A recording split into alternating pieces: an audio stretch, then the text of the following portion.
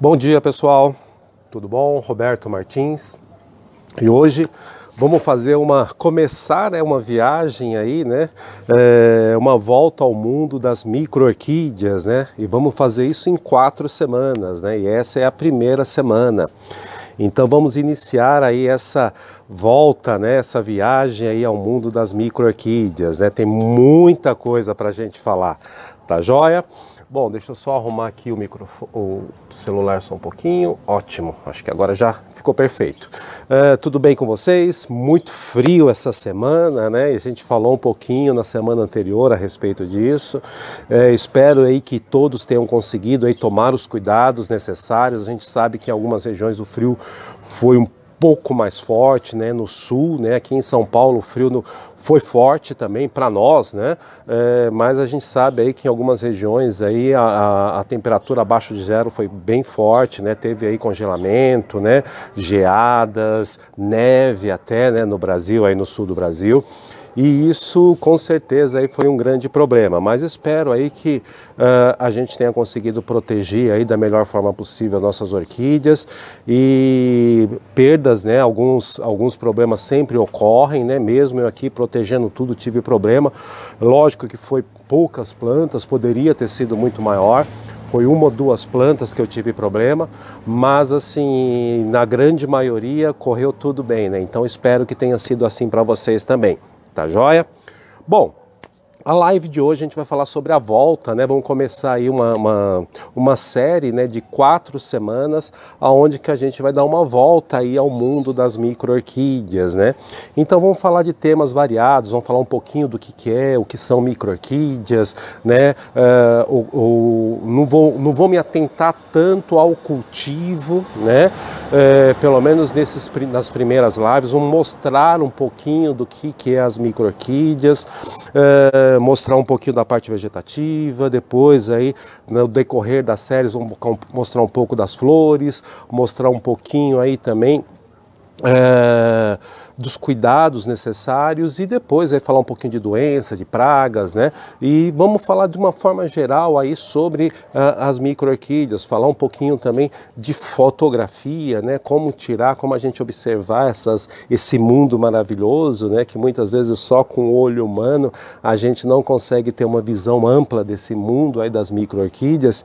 Às vezes a gente precisa aí da câmera do celular, de uma câmera fotográfica, e muitas vezes aí também de alguns acessórios, né, que vão ajudar a gente a enxergar melhor esse mundo, né? Então vamos falar um pouquinho disso também. Então vamos ter uma série aí durante 4 semanas, a gente vai ter assuntos diversos aí para tratar a respeito das micro-orquídeas, tá bom?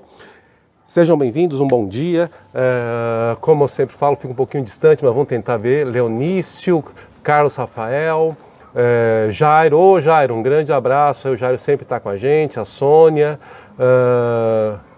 vamos lá, Nicolas, Nicolas do Espírito Santo, bom dia meu amigo, saudade de você, vamos ver se agora já tomei as minhas vacinas, eu acredito que em breve já começo a viajar, eu acredito que aí esse ano ainda vou aí para o Espírito Santo te fazer uma visita.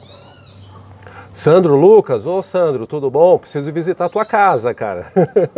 Tá de casa nova aí, um grande abraço, amigo Lucas. O Sandro Lucas. Sandrinho, tudo bem? Sandro Zimi, bom dia a todos, né? Muito obrigado aí por estar aqui. Vamos marcar um amigo, compartilhar também, chamar um amigo para participar da live, para que a gente cada vez mais tenha aí uma comunidade aí de micro-orquídeas, né? E a gente sabe aí que agora com a vacinação do pessoal adulto, né? Da população adulta, aqui em São Paulo pelo menos já vão começar a ser liberadas algumas exposições, alguns eventos. Então acredito que em breve aí a gente também volta a ter as exposições, a gente volta a se encontrar aí, claro, tomando todos os cuidados, né? Com álcool, a máscara, eu acredito que vai ser um acessório nosso aí durante um longo período ainda, né? Mesmo com a vacinação. Então, mas logo aí teremos eventos, teremos exposições, eu também logo vou fazer um curso também para vocês, fazer algumas palestras, porque era um projeto que a gente tinha antes da pandemia, começar a fazer cursos aqui sobre o cultivo de micro-orquídeas, e eu acredito que em breve também a gente já começa a fazer isso. Tá bom, pessoal? Bom, quem está vindo pela primeira vez, como é que a gente faz aqui a nossa live? Explicar um pouquinho rapidamente. Primeiro, a gente mostra as orquídeas que estão floridas, né, durante a semana. Depois, a gente fala sobre o tema, que o tema de hoje é a volta ao mundo das micro-orquídeas, né, em 4 semanas. Então, essa é a primeira semana.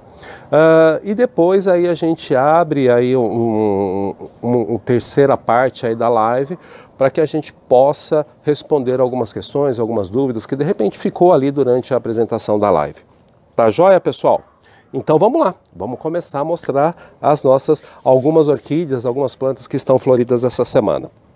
Bom, o que eu quero mostrar para vocês é uma planta que está aberta, abriu esses dias, né? E é uma planta bem bacana, né? Eu acredito que alguns de vocês já até possa ter ela em cultivo, né? É um Pleurothales, né, Cypripioides, tá? Ele está hoje como Stelis, né, mas ainda a gente acaba chamando muito de Pleurothales, mas ele já está como Stelis, né? E qual que é o diferencial dele? É justamente isso, olha como que ele é todo pubescente. Ele parece um capacetinho na parte aí inferior, né? Então a parte aí assim cimpétala, né? Que a gente chama essas duas sépalas grudadas, sincipétalas, né? Então forma essa partinha redonda aqui no final, a sépala superior, e ele é todo peludinho, olha só, né? Tudo pubescente.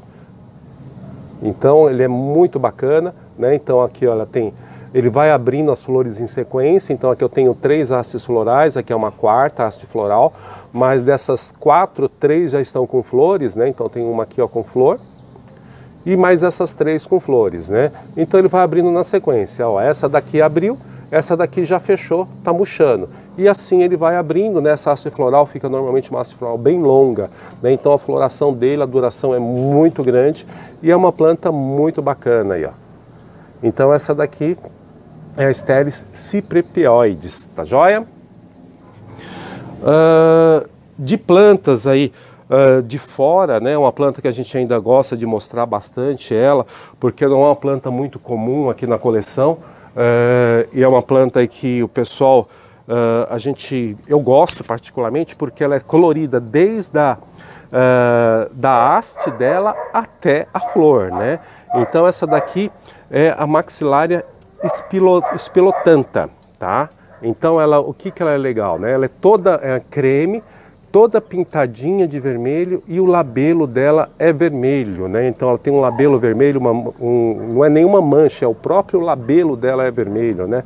Então ela é muito bacana. Então olha aqui, ó, tem algumas com 3 flores aqui, ó, que já vai ficar mais fácil de vocês verem.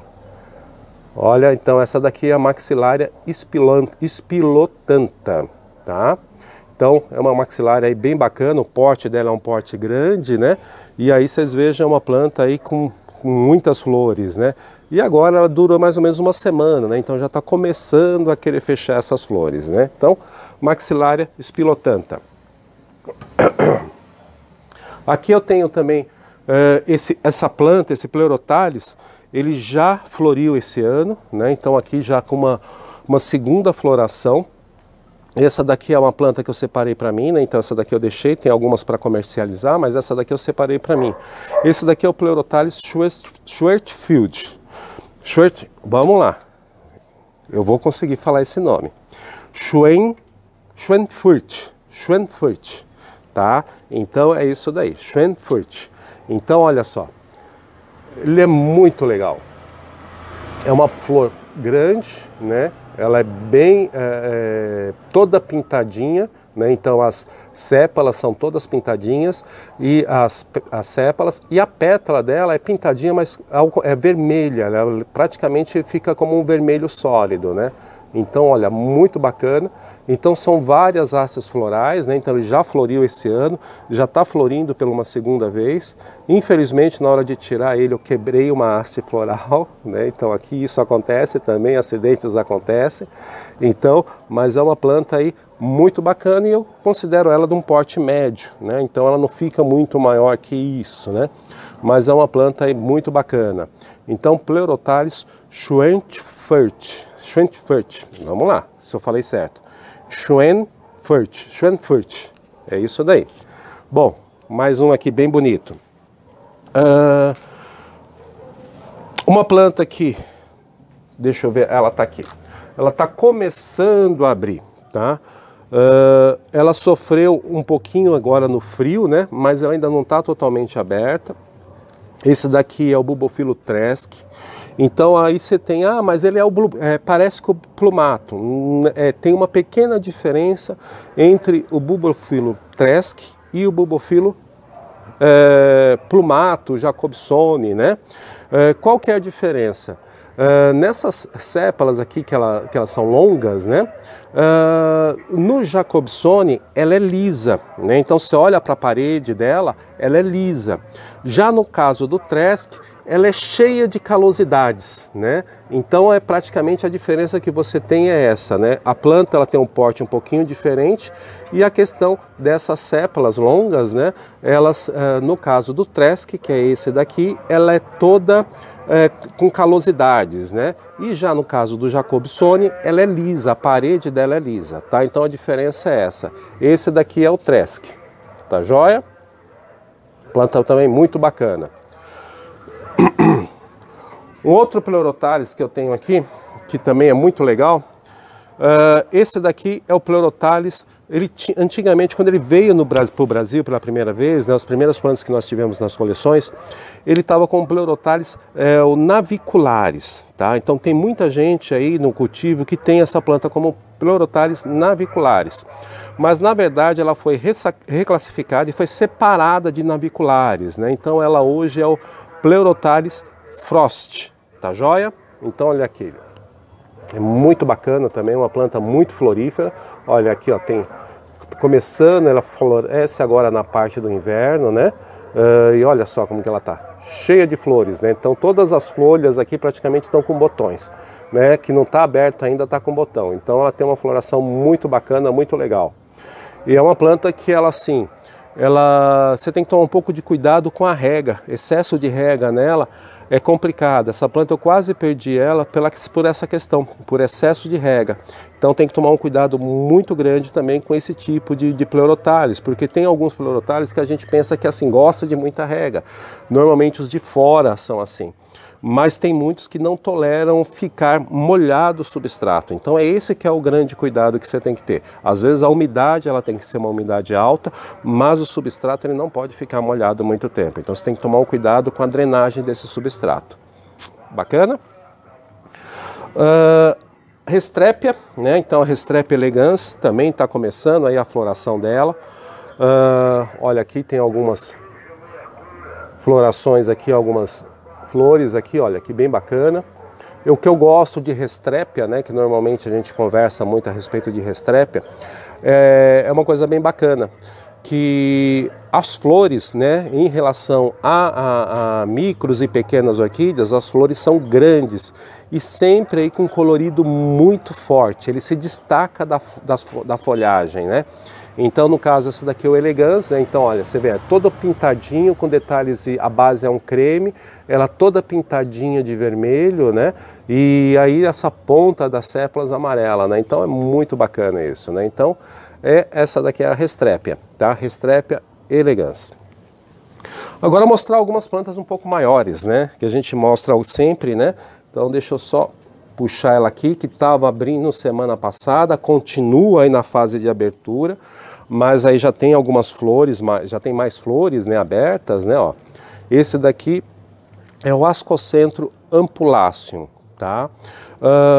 E ele tá aqui, ó, cheio de hastes florais. Essa aqui, ó, tá com 1, 2, 3, 4, 5, 6 e tá saindo mais 7 hastes florais aí numa única planta, né? Então a quantidade de raízes, né? Então para a planta ter força para poder jogar esse monte de haste floral, né? Então ela precisa ter força, ela precisa ter ter a quantidade de raízes bacana, porque senão ela não consegue desenvolver a parte de floração também. E essa daqui nos presenteou esse ano com 7 hastes florais.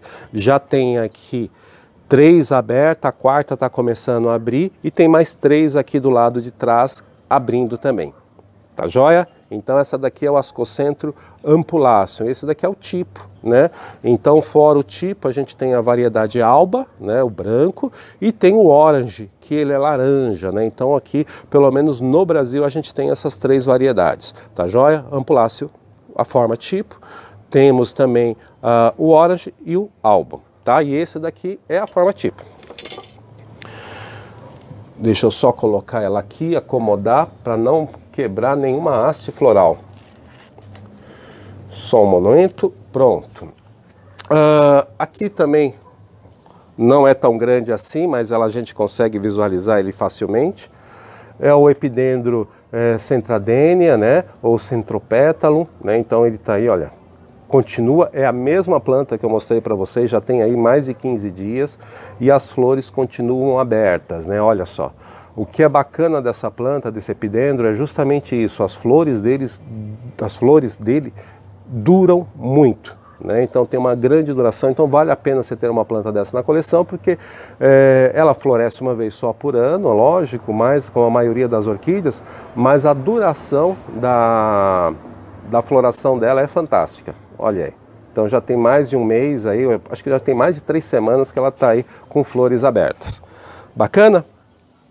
Bom, gente, tem mais flores, mais coisas para a gente mostrar aqui, bastante coisa, mas vamos começar o tema, vamos começar a falar um pouquinho aí sobre essa viagem no mundo das micro-orquídeas, né? O que é interessante, né? Vamos falar um pouquinho de micro-orquídea, que isso é interessante para nós também, em termos de conhecimento e para que a gente tenha aí um padrão de linguagem, tá? Isso é muito importante que a gente tenha, porque é uma referência para nós. Todo o sistema de classificação de plantas, ele é artificial, ele é feito pelo homem, tá? Então mesmo o nome de espécies, né, ele é feito, é designado o agente que tem essa classificação. Na natureza não existe classificação de orquídea, né? Existe entre nós. Para que serve essa classificação? Para a gente ter um melhor entendimento do que seja uma planta, né? Então, quando a gente fala de gêneros, né, só para a gente ter aí uma ideia, quando a gente fala de gêneros, vamos falar sobre Xenorchis. Quando a gente fala sobre Xenorchis, o que vem na cabeça da gente? Ou vem ali, aqui no Brasil, que é mais comum, né? A gente, o Xenorchis fragans, ou o Scalopendria, né? Então a gente já tem uma planta na cabeça. Então falou em Xenorchis, a gente já lembra dessas plantas. Vamos falar de Sophronites. Sophronites, o que vem na cabeça? Né? Já é uma planta, aí normalmente a Coccinia, a Cernua, né? Hoje já estão como Cattleyas, né? A classificação está como Cattleya. A gente usa ainda muito o nome Sophronites porque a gente é um nicho ali de plantas que fica muito mais fácil a gente entender sobre o que a gente está falando, né? Então aqui, no caso, a Sophronites, a gente já lembra desse tipo de planta. Vamos falar sobre Dendrobium. Dendrobium, normalmente, o que vem à cabeça, né, do pessoal aí que é mais leigo, não conhece tanta orquídea? É mais o noble, né, o olho de boneca. Então, essas são algumas plantas que vêm na cabeça. Isso daí é justamente para ajudar a gente a ter um entendimento e que a gente consiga visualizar ali determinada planta ou determinado gênero, ou determinada espécie, porque aí o gênero leva para aquele monte de plantas, né? Então você fala de dendróbio, então tem um monte de dendróbios aí na natureza. Quando a gente fala de espécie, a gente tem algo específico, então a gente determina aí qual que é a planta em específico ou a espécie específica que a gente está falando. Quando a gente fala micro-orquídeas, a gente está entrando numa classificação artificial também. E é uma classificação que normalmente a gente usa muito no hobby, tá? Então no hobby, entre os hobbyistas, né, entre os micreiros, né, o que a gente utiliza muito é o termo micro-orquídea, pequena orquídeas e aí as médias orquídeas. Normalmente eu gosto de utilizar muito a classificação que o pessoal utiliza muito nos Estados Unidos, né? Então, do American Society. Então, é uma classificação que a gente tem aí pelo menos uma forma mais fácil de entender o que é uma micro-orquídea, o que é uma pequena orquídea e o que é uma grande orquídea. Bacana? Então, o que é uma micro-orquídea? O que eu classifico ela como um tamanho, tá? A micro-orquídea, normalmente, a flor, ela tem que ter aproximadamente 1 centímetro, passar um pouquinho, ela pode passar um pouquinho, tá? Mas tem que ser menor do que 1 centímetro. E o vegetal, ele tem que ficar aí dentro dos seus 5, 6 centímetros, né? Não pode passar muito disso. Então tem que tomar um pouco de cuidado, porque tem alguns pleurotários, algumas plantas, quando ela fica em lugar sombreado, ela cresce mais do que deveria, do que o padrão, né? Então existe sempre isso, né? A gente tem indivíduos que são um pouco maiores, um pouco menores, mas é o padrão, né? A média disso, né? Então vai ficar em torno aí de 6 centímetros, 5, 6 centímetros, né? Dentro da média. Tem indivíduos um pouquinho maiores, indivíduos um pouquinho menores, mas uma média em torno de 5 a 6 centímetros, ok? Agora, o que é importante? Quando a gente fala micro-orquídea, não é só a flor e não é só a planta, é o conjunto. Então tem que ser, a planta tem que ser pequena e a flor tem que ser pequena. Ou ao contrário, a flor é pequena e a planta é pequena também. Tá joia? Então vamos dar alguns exemplos aqui que estão como plantas que a gente possa colocar como micro-orquídeas, né? Que eu quero achar uma com flor aqui para mostrar para vocês. Pronto, vai aqui. Já fica mais fácil, porque a gente já tem aqui 2 padrões. Essa daqui é a Sophronites, né? Sophronites cattleya, né? Eu continuo chamando Sophronites. Então, Sophronites alagoense. Bacana? A Sophronites alagoense é uma das menores. No caso da Sophronites, a gente tem a pigmeia também, mas ela é uma das menores. E aí a gente considera ela como uma micro-orquídea. Por quê? O que a gente leva em conta? É o bulbo, né? Então vamos ver se eu consigo um bulbo aqui para vocês visualizarem. Então aqui, ó, essa daqui é a folha, né? Então a folha está aqui e o bulbo está aqui. Se eu juntar o bulbo e a folha, ela não passa de 5 centímetros. Bacana? Então podemos dizer que é uma micro-orquídea. Agora vamos ver se a flor também é condizente com isso. Aí eu tenho uma flor aqui, ó. A flor, ela tem menos de 1 centímetro. Então isso daqui é uma micro-orquídea. Bacana? Então não tem discussão aqui. Quando a gente entra dentro de alguns, vamos pegar alguns pleurotares, né? Vamos ver se eu tenho aqui um pleurotares. Uma outra coisa bem bacana, bulbofilo. Então aqui é a mesma coisa, esse daqui é um bulbofilo rufilabrium, tá? Então tá aqui, olha, aqui essa daqui é a haste floral, mas eu não conto a haste floral, eu conto uma flor. Tá? Então não é inflorescência, ela tem que ter 1 centímetro, é a flor. Então aqui, ó, são várias flores, então eu vou pegar uma única flor, ela tem menos de 1 centímetro. Então, como flor, posso chamar de micro-orquídea? Ok, agora vamos ver a planta. A planta, olha, normalmente como que é o vegetal dela? Ó? O bulbo e a folha, então vou somar os dois. Tem menos do que 6 centímetros? Tem, então é uma micro-orquídea. O rizoma, mas esse rizoma longo, não conta o rizoma, você vai contar o bulbo e a folha e a flor, beleza? Então a flor, ela tem que ter menos de 1 centímetro, passa um pouquinho, menos um pouquinho, e o bulbo e a folha, ela tem que ficar em torno de 6 centímetros, a média, né? Porque a gente tem, ó, você vai ver cada bulbo e cada folha, ela é de um tamanho, ó, nessa planta, ó. Então, na média, que ela tem menos do que 6 centímetros. Bacana? Então é uma micro-orquídea. Então isso também não tem discussão. Aí o que acaba acontecendo algumas coisas? Porque no hobby, né, então até conversando com alguns amigos, né, ou alguns colecionadores, tudo que é menor que uma cattleya é micro-orquídea. E não é assim. Né? Essa que é o grande problema, porque a referência é a cattleya. Então tudo que era menor, né, o pessoal que cultiva a cattleya, tudo que era menor que uma cattleya era micro-orquídea. Então vamos lá, ou micro-orquídea ou pequena orquídea, e não funciona bem assim, tá? Então as micro-orquídeas a gente já chegou num padrão, já chegou numa definição bacana. Flores, 1 centímetro, 1 centímetro e 1, né, 1 centímetro e 2, para baixo.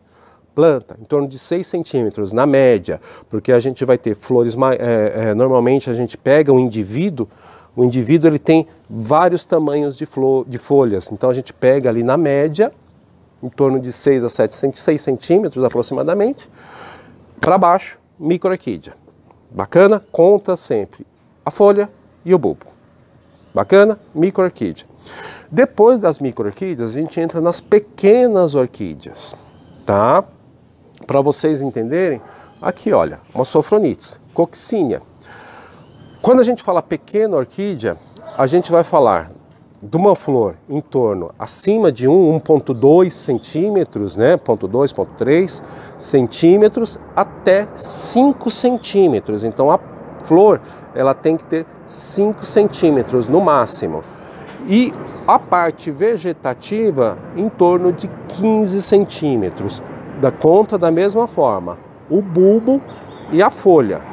Então ela tem que ter no máximo aí em torno de 15 centímetros. Então vai passar dos 6, 7 centímetros, passou de 6, 7 centímetros, chegou até 15 centímetros, é uma pequena orquídea. A flor passou de 1,2, 1,3 centímetros até 5 centímetros, é uma pequena orquídea. Ok? Então a gente tem aqui, olha, dois exemplos dentro de um próprio gênero, né?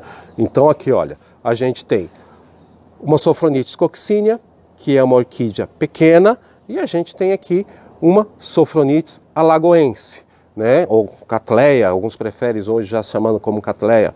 Então Cattleya alagoense e Cattleya coccinea, mas eu continuo chamando de Sophronites. Sophronites coccinea, pequena orquídea. Sophronites alagoense, micro-orquídea. Bacana? Então olha só, a diferença de flores, a diferença de porte da planta. Então, acho que aqui assim fica bem mais claro para a gente entender aí e a gente começar a separar aí as nossas plantas, o que seja uma pequena, o que seja uma micro-orquídea e ter um entendimento mais claro do que é isso. Dar um outro exemplo.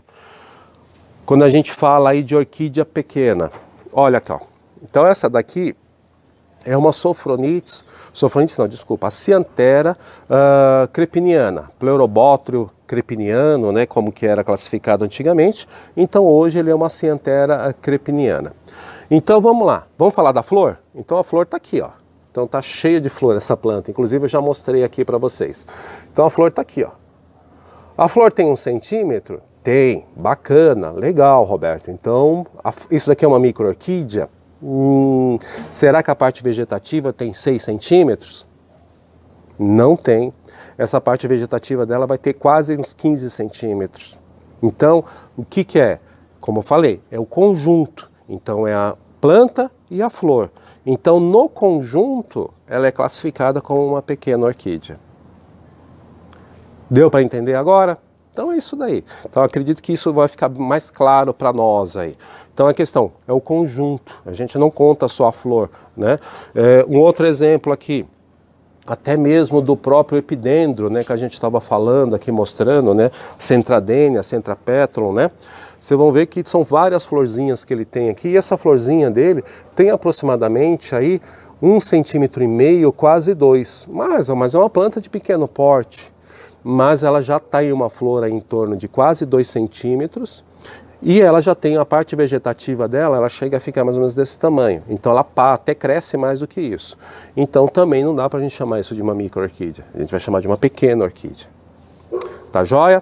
Então essa já é uma grande diferença que a gente começa a entender um pouco mais aí dentro desse universo das micro-orquídeas. Agora, uma outra questão, né? Então dentro do tamanho, dentro disso tudo, a gente já entendeu, já tem aí um padrão para a gente começar a olhar e começar a seguir, tá? Vamos lá agora, dentro de micro-orquídeas, normalmente se tinha a ideia de micro-orquídeas ser Pleurothales, então todo Pleurothales a gente chamava de micro-orquídea, e isso também não é uma verdade. Tá? Então, dentro de Pleurothales, a gente também tem micro-orquídeas, tem médias orquídeas, grandes orquídeas e tem orquídeas gigantes também dentro de Pleurothales. E uma coisa interessante, que muitas vezes a gente conversava com algumas pessoas dentro de exposições, e o pessoal falava assim, o pessoal que gosta, né, os aficionados por micro-orquídeas, né, vamos criar uma categoria micro-orquídeas. Não dá para a gente criar uma categoria micro-orquídeas. Por quê? Por que não dá? Porque micro-orquídea eu tenho em todos os gêneros, né? Então, todos os gêneros de orquídeas, nós temos micro-orquídeas. Sim, né? Como eu mostrei agora para vocês, aí no gênero Cattleya ou no gênero Sophronites, hoje como Cattleya, eu tenho a Sophronites alagoense, eu tenho a Sophronites pygmaea, que ali você tem uma micro-orquídea. Você tem pequenas orquídeas, então as orquídeas aí, como que a gente pode colocar ali também as as Hofmannseggelas também, tenho micro-orquídeas dentro das Hofmannseggelas. Dentro das monopodiais, né, a gente tem aqui o Ascocentro púcilo, eu tenho uma micro-orquídea aqui também. Dentro aqui de Bulbophyllum, como eu mostrei para vocês aqui, olha, Bulbophyllum, eu tenho uma micro-orquídea dentro de Bulbophyllum. Da mesma forma, quando a gente entra aqui dentro de Sophronites, né, Sophronites não, desculpa, Phalaenopsis, aqui Phalaenopsis, eu já tenho o Lobe, que já entra como uma pequena orquídea, mas eu tenho o Parish, que muitas vezes eu posso colocar ele também como uma micro-orquídea, né? Então, são essas questões que a gente sempre tem. Dentro de micro-orquídea, em todos os gêneros nós temos micro-orquídeas. Então, qual que é o que a gente tem que fazer dentro das exposições? É justamente isso. Micro-orquídea, ela é uma orquídea como qualquer outra. Então, ela também ter esse local dentro da exposição que a gente possa ver.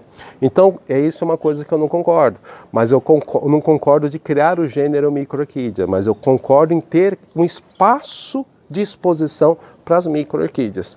Então isso muitas associações, muitas exposições já estão fazendo. Então é isso que eu acho que é interessante que a gente faça sempre dentro das exposições. A gente mostrar isso ao público e a gente também começar a valorizar o cultivo da micro-orquídea, porque o cultivo da micro-orquídea ele é muito mais complicado de algumas formas do que o cultivo de um único gênero ou o cultivo de únicas espécies, né? Então, por quê? Porque ele é uma variedade muito grande. A gente tem micro-orquídeas em regiões secas, regiões áridas, a gente tem micro-orquídeas em regiões de altitudes muito grandes, a gente tem aí de micro-orquídeas em regiões do litoral. Então, às vezes, aí, temperaturas, umidade muito grande ou temperaturas altas. Então, essa é a grande questão. Então, micro-orquídea, eu tenho ela em tudo quanto é ambiente, tudo quanto é local. E aí é a grande dificuldade que a gente tem. Por isso que a gente fala muito em criar microambientes diferentes. Por quê? Porque a gente precisa ter esses ambientes diferentes para colocar as orquídeas que a gente quer trazer para o nosso cultivo. E principalmente quando a gente fala de cultivo de micro-orquídeas indoor, ou seja, fora do ambiente dela, porque normalmente quando a gente fala assim, vou cultivar numa chácara e minhas orquídeas vão muito bem, mas a chácara, você de alguma forma, você está dentro de um ambiente propício ao desenvolvimento de orquídeas. Né? Você tem uma mata, você tem tudo ali próximo. Quando você vem para a cidade, isso já não acontece. Né? É um ambiente totalmente, como que eu posso dizer assim, averso ao desenvolvimento das orquídeas, principalmente de micro-orquídeas que dependem do ambiente. Então, aí o que a gente precisa fazer? Se especializar nisso.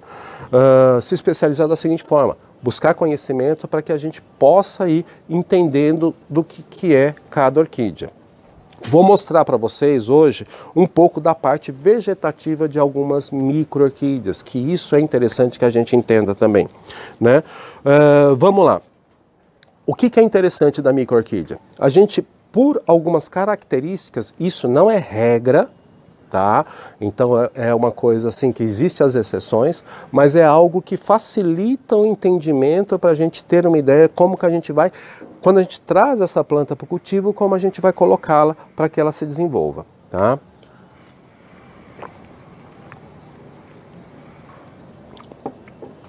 Vamos lá. Vamos pegar um exemplo muito legal. Esse daqui, ó. Esse daqui é o Chinorchis fragrans, né? Então, normalmente, o que a gente olha para o Chinorchis fragrans?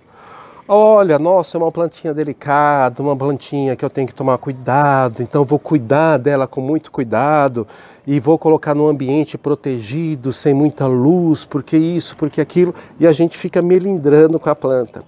Só que essa daqui é uma planta rústica. Ela gosta de um ambiente onde que ele não seja tão úmido. Se ele for excessivamente úmido, ela começa a fungar as folhas e ela precisa de luminosidade. E aí é uma planta, para você ter uma ideia, pra vocês terem uma ideia, Chinorix. Aonde que eu cultivo Chinorix? Aqui na parte da frente da minha casa, junto com alguns dendróbios, junto com algumas acianteras rupícolas. É praticamente o mesmo ambiente que eu cultivo também dendróbios pequenos, né? Aqueles dendróbios que gostam de um ambiente um pouco mais seco. É o mesmo ambiente que eu cultivo ela. Ah, Roberto, mas como é que você sabe isso? Pela folha. Então essas folhas normalmente mais grossas, né? Vocês vejam, olha, o formato de folha, né? Então o formato de folha, essa folha um pouco mais grossa, mais rústica, já te diz isso, já fala, olha, eu sou uma planta que eu gosto do ambiente um pouco mais seco. Um outro caso, um outro Chinorix, da mesma forma, olha só, esse daqui é o Scolopendra. Da mesma forma, é cultivado no mesmo ambiente que eu cultivo o Chinorix. Você olha para a planta, nossa, uma planta delicada. Sim, mas ela tem a rusticidade dela. Que tipo de ambiente que ela gosta? Um ambiente um pouco mais seco, né? Então, olha só. Por quê? Se você pegar nas folhas dela, você vai ver que é uma folha mais grossa, uma folha mais rústica. Então é uma planta que ela gosta desse ambiente um pouco mais seco. E vocês vejam, a diferença caiu. Espero que não tenha machucado. Não, tá aqui. Então assim, as folhas um pouco mais grossas, né? Então, quando a gente fala em folhas um pouco mais grossas, normalmente são plantas que gostam de um ambiente um pouco mais seco. Dá mais alguns exemplos aqui. Olha, uma planta um pouco mais diferente. Essa daqui é a Droquilha, ou Dendróbio liquinestrato, né? Então, só que esse daqui é a variedade Prentice. Então, olha só como que ele é, ó. Ele tem esses bastonetes aqui que são as folhas, né? Praticamente, a Droquilha, qual que é a diferença do Dendróbio para a Droquilha? Praticamente ele não tem bulbo. Tá? Então a grande diferença que tem, quando você olha, normalmente ele não tem bulbo, ele é praticamente a folha colada no rizoma, né? Então essa é uma diferença das droquilhas. E aí, olha só, é um bulbo grosso, um bulbo reto, né? Um bulbo aí que ele tem bastante substância, e essa é uma planta que ela gosta do local com mais luminosidade e um pouco mais seco. Se você leva essa planta para um lugar mais úmido ou um local mais sombreado, ela não floresce. Ela pode até crescer a parte vegetativa dela, mas ela não floresce. Essa planta aqui, olha, dá uma olhada nessa planta, como que ela tá. Linda, não é verdade? Muito grande, ó, com vários bulbos, só que ela não estava florescendo no local que ela estava. Por quê? Tenho muitas plantas, então eu tinha colocado ela na parte de cima, só que conforme as outras plantas vão crescendo, fizeram sombra para ela. O que aconteceu? Ela cresceu, desenvolveu, estava linda e maravilhosa, mas não estava florescendo. Tem uma semana, tá? Uma semana que eu trouxe ela aqui para frente, tá? Olha, já abriu flor. É muito rápido, a planta ela te responde muito rápido essa questão quando ela está no lugar errado, que você traz ela para o lugar certo. Então é isso que a gente tem que observar. Essa parte, quando ela tem um pouco mais de consistência, normalmente são plantas que gostam do lugar um pouco mais iluminado e um pouco mais seco. Um outro exemplo aqui, olha, isso daqui é uma Octomeria liquenícola. Planta, folha carnuda, tá? Então com bastante substância. A parte vegetativa dela são raízes um pouquinho mais grossas. E como que a planta se desenvolve? Se você colocar ela num ambiente um pouco mais úmido, ela começa a fungar e ela começa a ter problema, ela não cresce, ela não se desenvolve. Então normalmente essa parte vegetativa com mais substância, normalmente te remete a plantas que gostam do ambiente um pouquinho mais seco e com mais luminosidade. E o contrário é verdadeiro. Então quando você pega algumas plantas, tipo Restrépia, né? Então vamos lá, Restrépia, você veja, ela é mais fina, ela não tem bulbo, a substância dela, a reserva, é na folha. O que acontece? É uma planta que ela já vai gostar de uma luminosidade um pouco menor, né? Então vai ficar em torno de 60%, 70%, e aí o que a gente já entra? Um ambiente com maior umidade.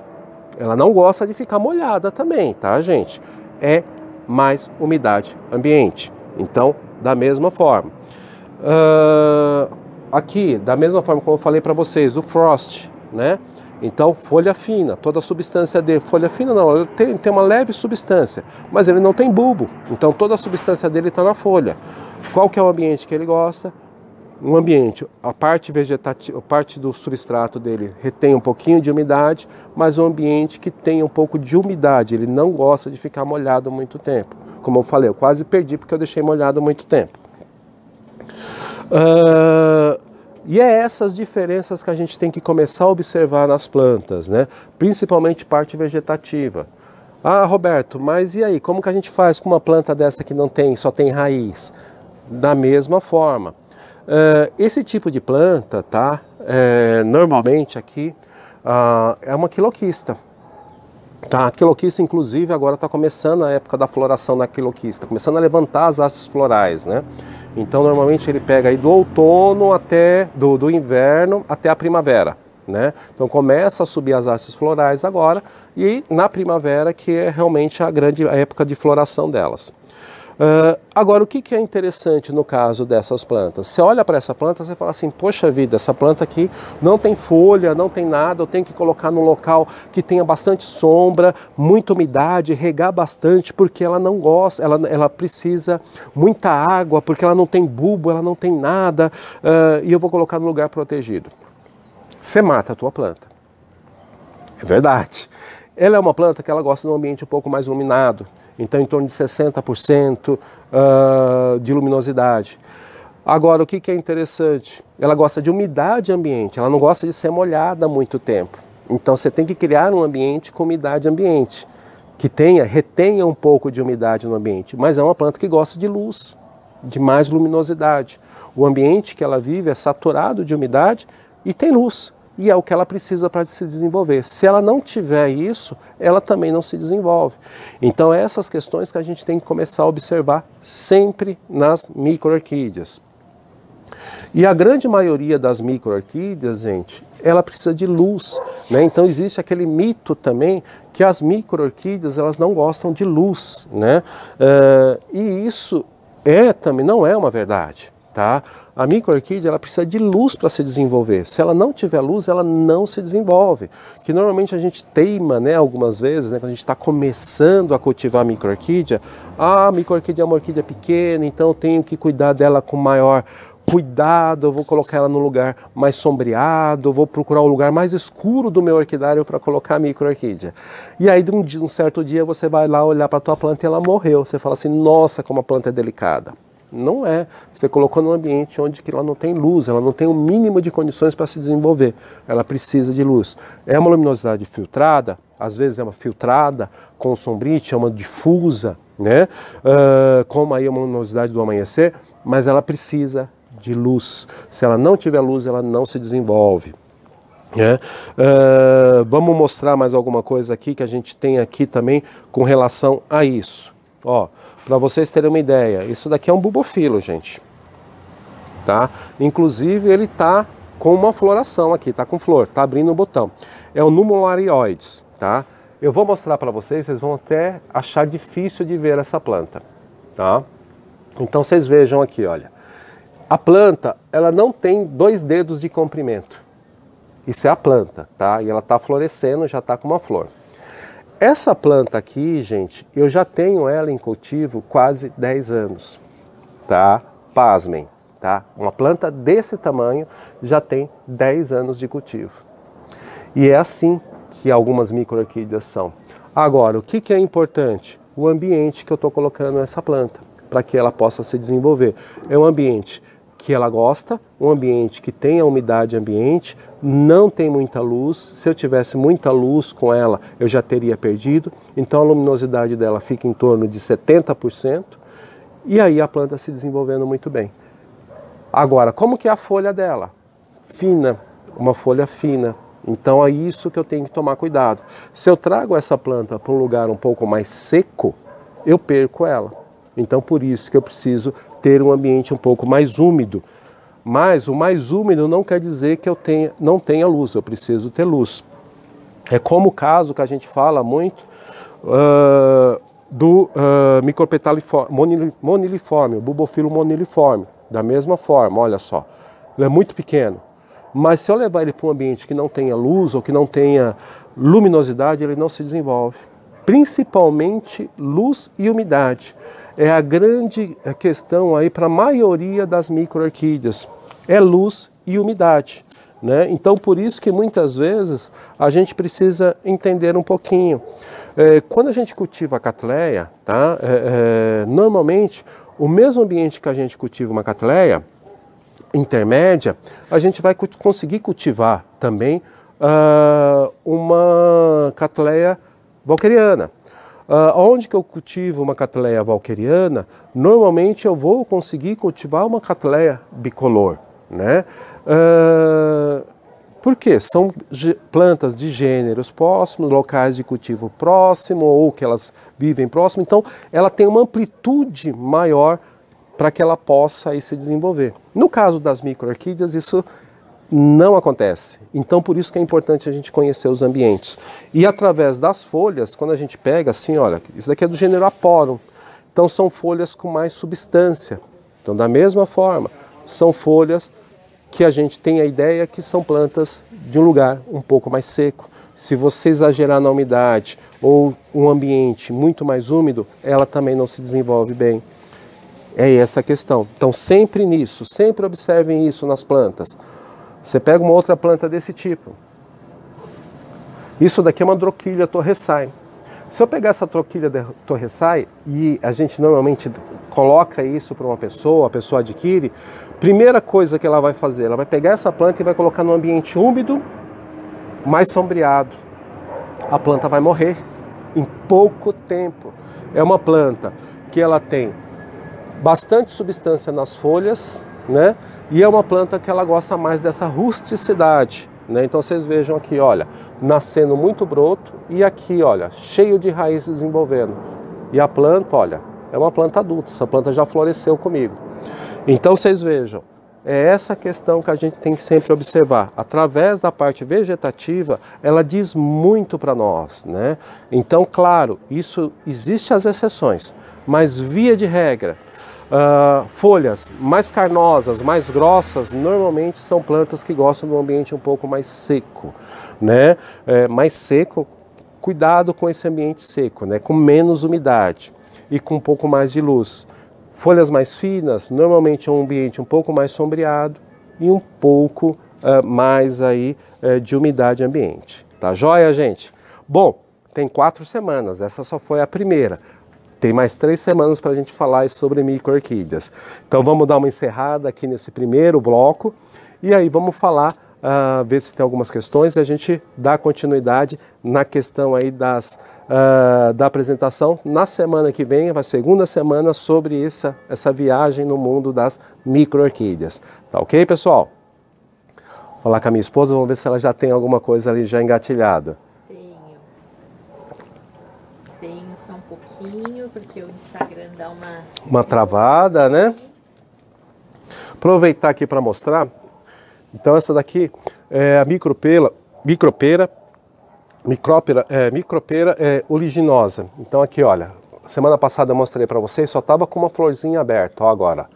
Praticamente todo o cachinho dela está na metade ainda está metade das flores para abrir, mas ó, já está praticamente quase todo aberto aí, Micropera uliginosa.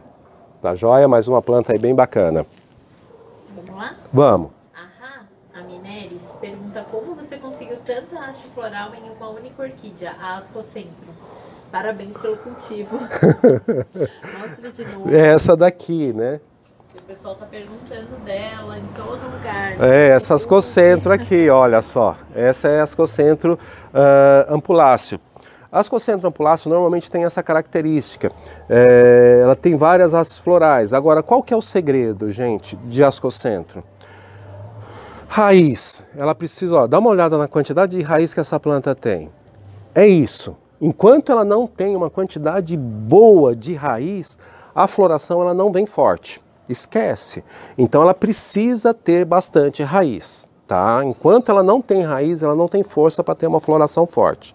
A outra questão, luz, tá?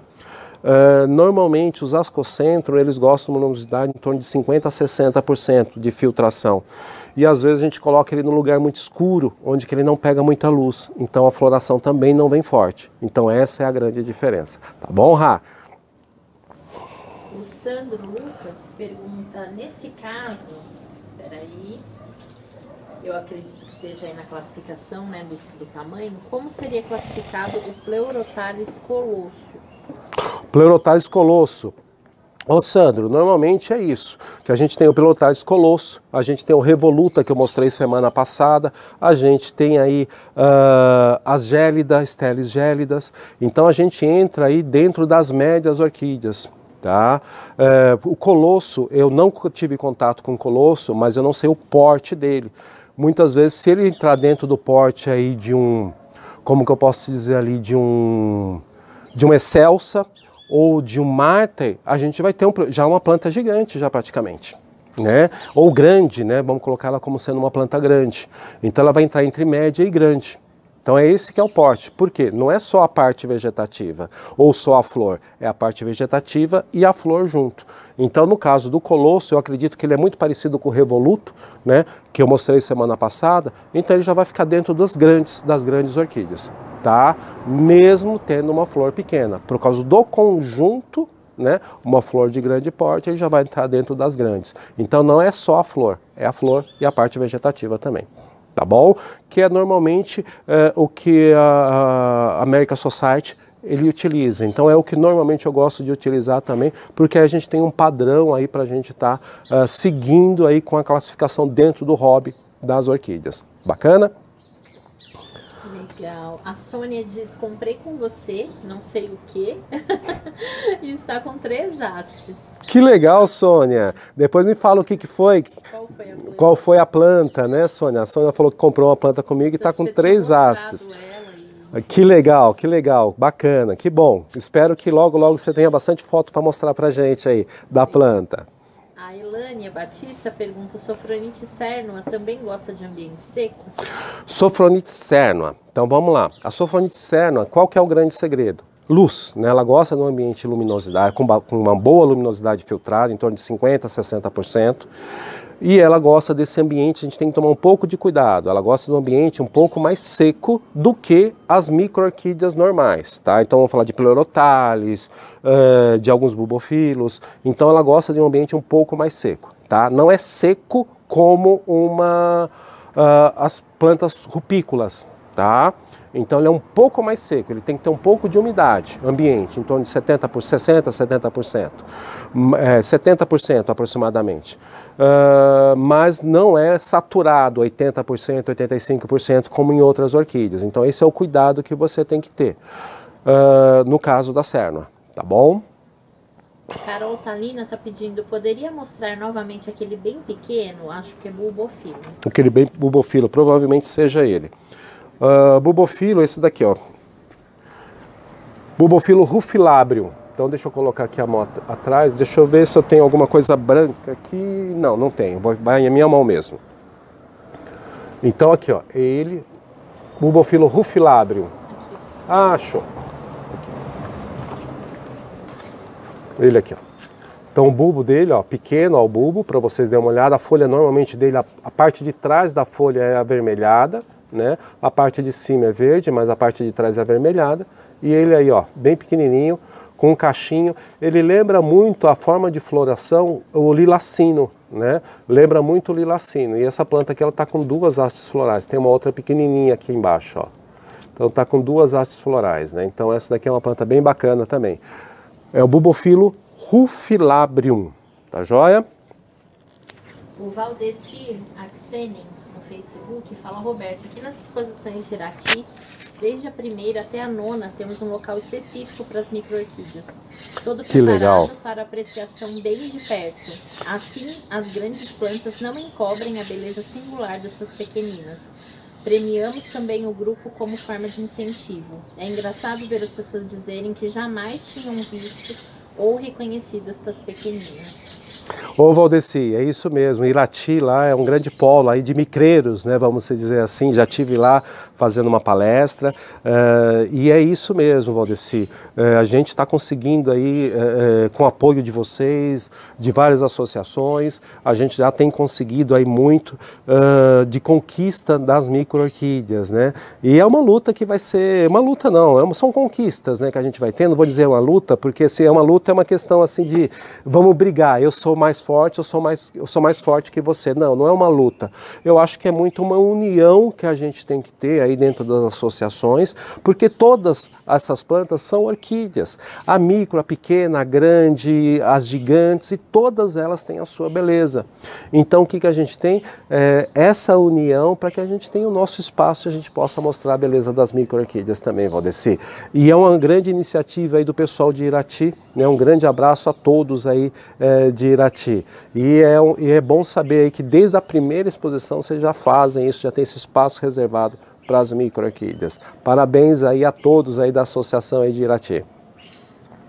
A Madalena Damas diz, espera aí, só um segundinho. Ela diz que ama micro-orquídeas, mas onde ela mora, que é Goiás, é muito quente e seco. Madalena Madalena Damas. Então o que acontece? A tua região, você mora em Goiás. Goiás é muito seco, ok? Né? E muito quente. Só que tem micro-orquídeas que gostam desse ambiente muito seco e quente, né? Agora, o que você tem que fazer? Descobrir quais são essas micro-orquídeas que gostam desse ambiente. E aí você vai conseguir cultivar. Porque muitas vezes, qual que é o grande erro que a gente faz, Madalena? Eu quero uma micro-orquídea. Aí o que eu faço? Como que é a minha região? Goiás. É uma região quente e uma região seca. Aí o que eu quero fazer? Eu vou pegar e eu quero levar uma quiloquista para cultivar lá. O que vai acontecer? Ela vai ser sofrido o desenvolvimento dela e muitas vezes você vai perder essa planta. Agora, se você pegar e levar uma androquilha, um liquinestrato, alguns tipos de octoméria, vamos lá, algumas outras coisas que gostam um pouco mais seco, dendróbio, esse daqui é o teretifolha, dendróbio teretifolha, e algumas outras plantas, dendróbios, alguns outros dendróbios, algumas também pleurotar, ciantera teres, por exemplo, são plantas que gostam de um ambiente um pouco mais seco e mais quente, você vai ter sucesso no cultivo. É essa que é a beleza, né? Através disso, do teu ambiente, por isso que eu sempre falo, conheça o teu ambiente. Você conhecendo o teu ambiente e a tua região, o que você vai fazer? Depois disso, você escolhe as plantas que se adaptam para esse ambiente que você tem. E aí o sucesso vem. Tá joia? Espero que aí você consiga ter algumas micro-orquídeas. Comece com algumas, né? E aí depois você vai aumentando a sua coleção aos poucos. Tá joia, Madalena? Um abraço. Na verdade, assim, várias pessoas estão agradecendo, falando que está maravilhoso. Muito obrigado, gente. Orquídeas do Drago, enfim, a galera... Que bom, muito obrigado, pessoal. A Lica Psi está perguntando, a observação das micro-orquídeas é mais difícil e criteriosa? Ou tanto micro-orquídeas quanto pequenas orquídeas têm as mesmas exigências? Normalmente sim. Tá? Como que é o nome dela? A Lica está perguntando se no caso a pequena e a micro-orquídea elas têm a mesma exigência. Normalmente sim. Tá? A gente tem até algumas orquídeas maiores que já chegam a ter a mesma exigência também de micro-orquídeas. Vou mostrar aqui para você ter uma ideia. Vamos aqui. Ó, essa daqui é uma octoméria liquenícola. Tá? Então é uma planta, é uma micro-orquídea de pequeno porte, é o tamanho da planta, a flor dela está aqui, ó, é uma flor com menos de 1 centímetro, e aí eu vou pegar uma outra planta que ela é um pouco maior, tá? Então uma pequena, ó, essa daqui é uma Cianthera crepiniana, tá? As duas estão no mesmo ambiente de cultivo. Agora, onde que eu vejo isso? Qual que é o grande problema? Que a gente tem que sempre olhar. Essas duas plantas gostam de um ambiente mais seco. Então as duas estão aqui fora no ambiente mais seco. Então é esse que é o que você tem que observar. Aí o que a gente entra depois? Então peraí, então toda micro-orquídea gosta de um ambiente um pouco mais seco? Não. Aí o que eu pego? Essa daqui, esse Pleurothales, né? Uma Stelis cypripedioides. E vamos pegar aqui um outro Pleurothales aqui, ó, um Nymphalis, que também está cheio de flores, né? Pleurothales nymphalis. Então essas duas plantas aqui, ó, Pleurothales nymphalis, a gente coloca como uma micro-orquídea e aqui uma micro-orquídea também. Os dois estão num ambiente um pouco mais úmido, né? Então eles gostam daquele ambiente meu da lateral que eu já mostrei para vocês, um pouco mais úmido. Da mesma forma que é esse outro Pleurothales, que é o Schwarzfurt. Ele também gosta desse ambiente um pouco mais úmido. Tá ok? Só que todos eles precisam de um pouco mais de luz. Então, a luminosidade em torno de 60% a 70%. Olha só. Mas são plantas pequenas e micro. Qual que é a grande diferença? Eu saber ou ter o entendimento quais são aquelas que gostam do ambiente um pouco mais seco e aquelas que gostam do ambiente um pouco mais úmido. Tá bom? É isso que tem que se basear. Não é nem tanto a questão do tamanho da planta, mas sim do que a planta gosta. Tá joia? A Sâmia pergunta, bom dia, Roberto. A micro-orquídea pode colocar no ambiente das Phalaenopsis ou não? A Sâmia. O que acontece? Ambiente de Phalaenopsis. É um ambiente que várias plantas ou várias micro-orquídeas se adaptam muito bem, principalmente essas de folhas mais finas, né? Então a grande maioria se adapta bem, porque o Phalaenopsis ele não é uma planta que ele gosta de muita luminosidade, é uma luminosidade filtrada, né? E aquele ambiente que ele não pode ser molhado muito, ela não gosta de ser molhada muito. O que ela gosta mais da umidade ambiente, né? Então é isso, é um ambiente que muitas Pleurothales gostam, principalmente aquelas de folhas mais finas. Agora, o que você tem que tomar cuidado? Aquelas Pleurothales que são de folhas mais grossas, tipo a Cyanthera leptotifolia, a Cyanthera crepiniana, algumas octomérias, a grande maioria das octomérias, algumas acianteras, que folhas mais grossas, nesse tipo de ambiente que é que tem menos luz, eles não florescem. Tá? Então é esse cuidado que você tem que ter. Aí entra normalmente aquela questão, você vê a planta e buscar aí se ela gosta de mais luz ou de menos luz, tá joia? Mas é o ambiente, você vai escolher espécies que se adaptem a esse ambiente. Várias micro-orquídeas se adaptam a esse ambiente. Normalmente aquelas que têm as folhas mais finas, né, com menos substância nas folhas, tá bom? O Joelton pergunta, olá Roberto, gostaria que você falasse da Sophronitis borboleta. Joelton. Ô Joelton. Pesquisa rápida e vi que ela é bem cara, achei a muda dela por mais de R$2.000. Ela é uma espécie, ela tem esse preço mesmo? Um grande abraço. Se você achou para comprar, compre, tá? Porque a Sophronitis borboleta, Coccinia borboleta, ela é de uma única planta, tá? Então ela é uma espécie, é uma forma, né, diferente, né? Ela é uma espécie, não existe, não se consegue reproduzir ela, tá? É muito difícil porque ela não aceita polinização, né? Dificilmente ela aceita. Poucas vezes, aí você tem que enganar a planta para que ela aceite a polinização. Por coincidência, ontem eu estava falando com o Reinaldo Ilassi a respeito dela, né? Então o Reinaldo Orquidário Paulista, né? A gente foi lá no Orquidário Paulista ontem fazer aí uma visita para Chile e para o Reinaldo, e ali a gente conversando, tinha uma Sophronitis Coccinia borboleta aberta. E aí é uma planta que não existe, tá? São só cortes, tá? É através de corte. Só teve uma pessoa que conseguiu fazer a reprodução dela, mas assim, um número de plantas muito pequeno. Então não é uma planta que você consegue no comércio. Ou você vai através de corte ou você não vai conseguir. Então se você conseguiu e achou e você tem condições e tem um ambiente para cultivar essa planta, é esse preço mesmo. É disso para mais, porque quem tem não vende. E quem está disponibilizando para vender são poucas pessoas, né? Então ela é espécie, tá? É como se fosse a valqueriana feiticeira, né? Também não se consegue reproduzir ela, só corte. Então é da mesma forma, tá? Ela é uma espécie, tá? E é uma espécie aí, tudo que existe hoje, ela saiu de uma única planta, tá bom? A Teca fala, a pessoa até se emociona. A Teca fala, poderia falar sobre a Capanemia micrômera? Tô tendo muita dificuldade com ela, mesmo ela sendo nativa da região dela. Elas acabaram secando. Então vamos lá. Capanemia micrômera. Você consegue ver se tem uma micrômera ali? Ó? Você consegue pegar, será? Micrômera. Não, tá para fora da grade.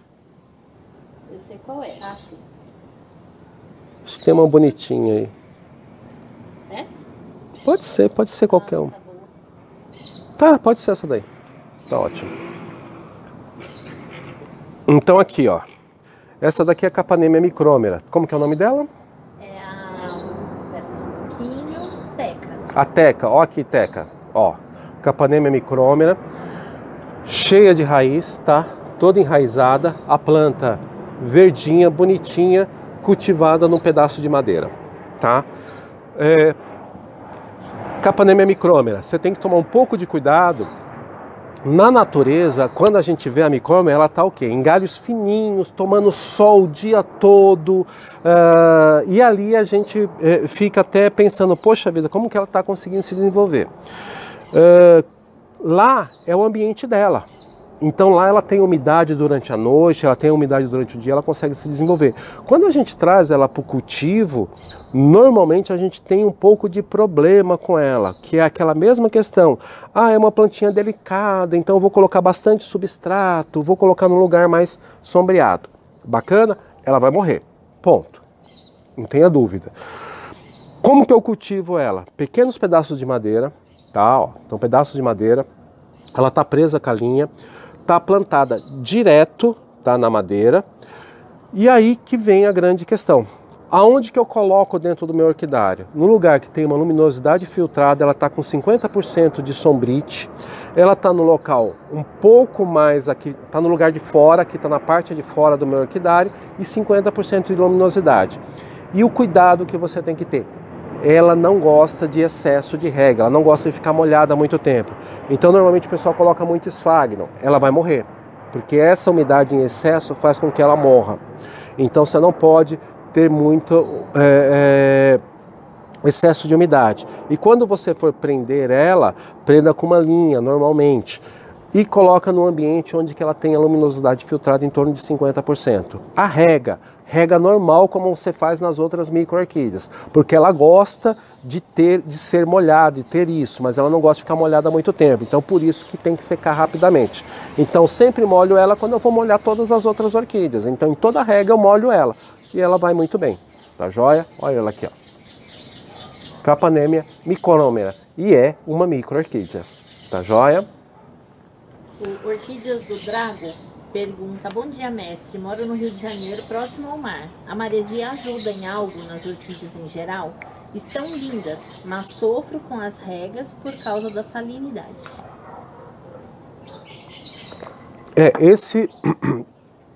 O Draco, Orquídeas Draco. Drago, Orquídeas Drago. Então o que acontece, meu amigo? Essa é a grande questão, tá? Tem plantas que gostam dessa salinidade, né? Ou seja, dessa maresia, esse sal. Para você ter uma ideia, a Sophronites cernua, né? A variedade litorânea, né? A forma litorânea, ela praticamente cresce na arrebentação, né? De algumas, já achei ela em pedras de arrebentação, que a onda bate aqui embaixo e espirra água em cima delas. Então, e elas sobrevivendo e florescendo, né? Então, tem plantas que se adaptam a isso. Agora, tem plantas que não se adaptam a isso. Então, esse é um grande problema. A maresia não tem tanto problema. A grande questão mesmo é a rega, né? Então, você tem que tomar um pouco mais de cuidado com isso mesmo, dependendo da planta que você tem. Então, é só esse cuidado. Mas a maresia, ela não te interfere, não vai te atrapalhar nada. Porque aí o que você vai fazer? Sempre na rega, você evitar água que seja salobra. Você vai ter que achar água aí que não tenha sal, né? Ou não tenha sais, né? Para que você possa irrigar suas orquídeas, né? Mas tem plantas que não gostam e tem plantas que gostam. Então é essa que é aí a grande questão que você tem que ter. Muitas pleurotales, né, muitos pleurotales, promênia, alguns bubofilos, são de regiões litorâneas e eles gostam disso. Né, gostam desse ambiente, até ambiente de mangue, ambiente com um pouquinho mais salinidade. Né, então eles gostam, mas não são todas orquídeas. Né, então é esse que é o grande cuidado que você tem que ter. Tá? Infelizmente, regiões específicas têm esses problemas, né?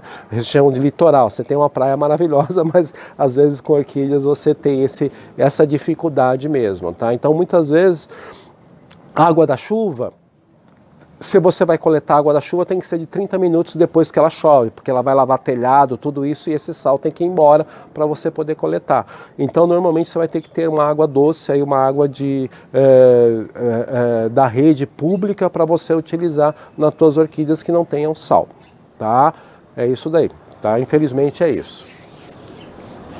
A Carol falou que não é a planta que você mostrou, o bubofilo. Ela falou que é uma que está na placa, que parece rasteiro. Que é meio roxinha. Essa aqui que tá bem aqui, ó, tipo numa cortiça. Essa daqui? Será que foi essa? Ela falou que é pequena, bem pequena.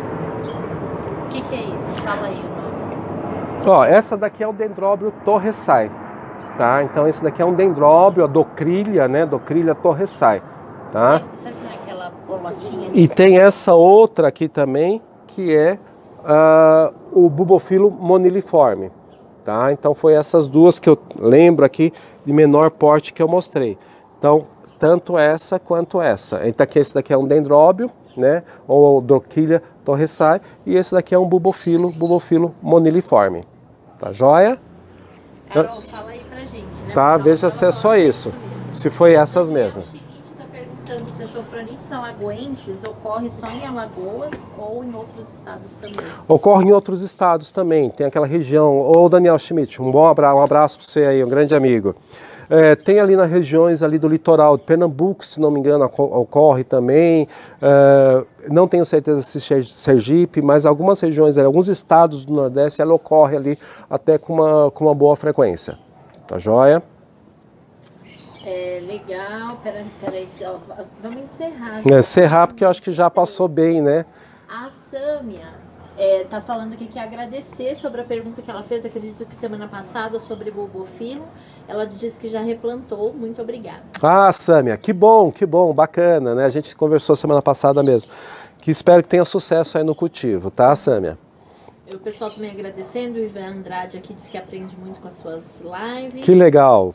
Fico muito feliz. E aí, olha só, eu vou fazer a última, tá? Tá joia. A Meuri Pereira, ela fala o seguinte: tem um ascocentrum miniatum e tô quase perdendo. Como cuidar, por favor?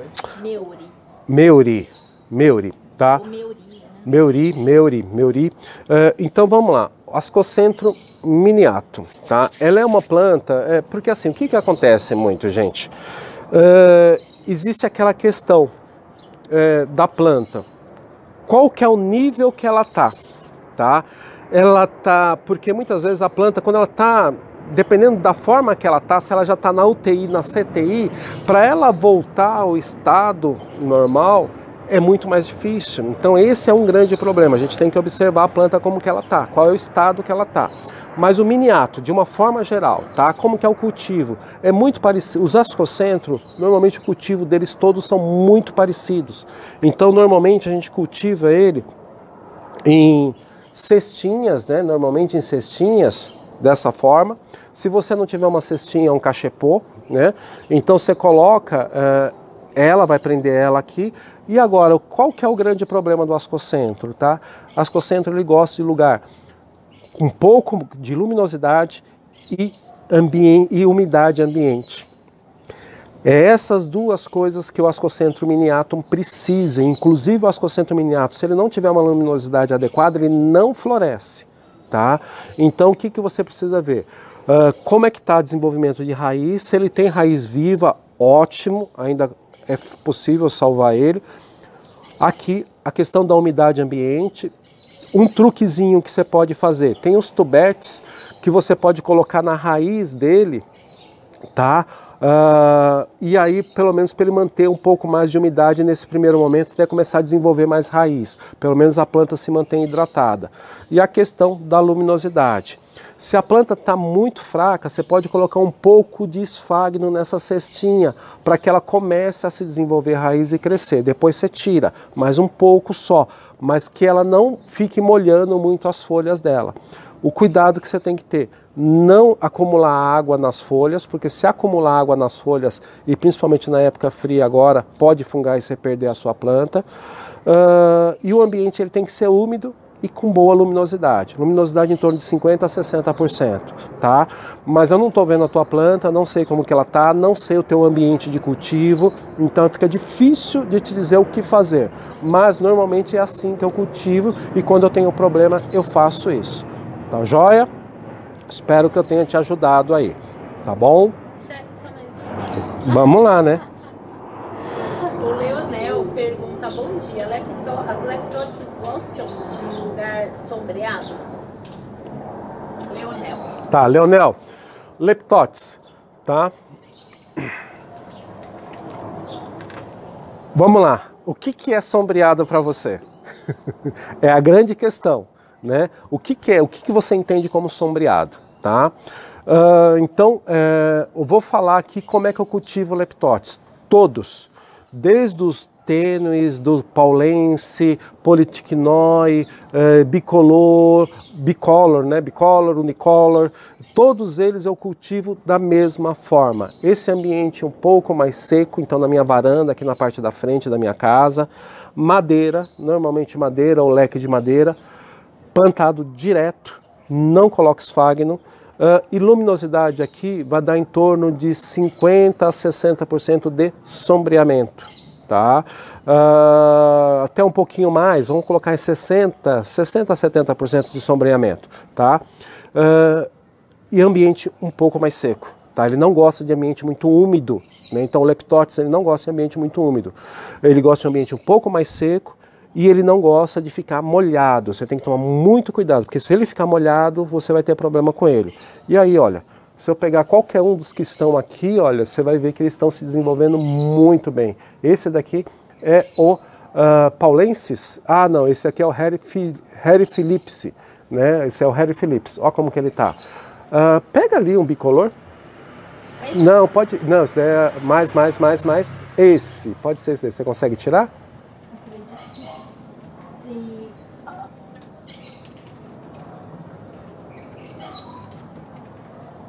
Tá? Ó, isso daqui é um bicolor. Madeira, ó, madeira. Ó como que ele tá cheio de raiz, plantado direto na madeira, não tem esfagno e a planta como que ela está se desenvolvendo, ó, é a quantidade de raiz que a planta tem. E é assim que eu cultivo leptotes. Todos aqui na parte da frente, luminosidade em torno de 60% a 70%, dependendo do local aqui, mas um ambiente um pouco mais seco. E é isso, tá? Então, o que você entende por sombreamento? Mas o sombreamento que eu utilizo, a filtração é essa, ambiente mais seco, e aí, ó, a planta, ó. É essa aqui, como que a planta tá. Linda, maravilhosa. Tá joia, gente? Bom, vamos encerrar por hoje, já passou bastante do horário. Semana que vem é a segunda semana para a gente falar aí sobre esse mundo, essa volta ao mundo das microorquídeas. Quem não teve a pergunta respondida. Quem não teve a pergunta respondida, você pode mandar pelo direct, mande ali no Facebook também, no grupo, né? Ou no Messenger e também no meu WhatsApp 11 99187 8965. E convido vocês também a visitar meu site www.orquidariorobertomartins.com.br. Espero aí que vocês tenham gostado desse início da nossa volta ao mundo das microorquídeas e semana que vem a gente tem a segunda parte sobre essa volta ao mundo das microorquídeas. Um grande abraço e um ótimo final de semana e um ótimo domingo, né, para todos vocês.